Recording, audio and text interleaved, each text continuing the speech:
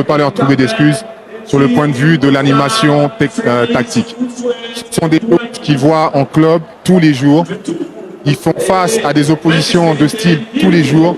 Donc ils ont les clés pour animer ce système de jeu. À ce niveau-là, on n'est plus à oui, mais est-ce que ils ont gagné des matchs comme ça. Donc ils ont déjà joué dans ce système. C'est pas ça qui a à remettre en question. Je pense que ce qu'il faut remettre en question aujourd'hui, c'est l'engagement. L'engagement de nos jeunes frères.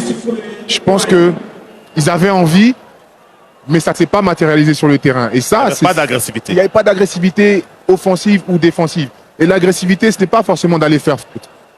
Il faut beaucoup d'intelligence de jeu, beaucoup de vista, si on peut dire.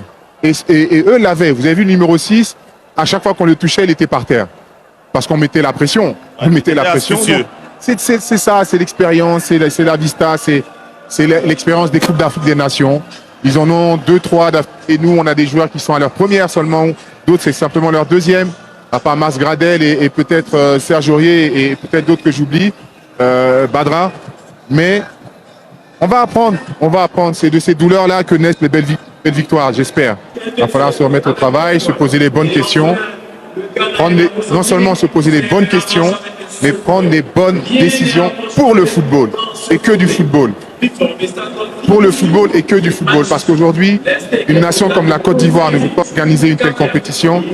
Bien sûr, elle peut sortir de cette compétition aussitôt qu'elle est sortie aujourd'hui. Mais de cette manière, il y a un véritable problème.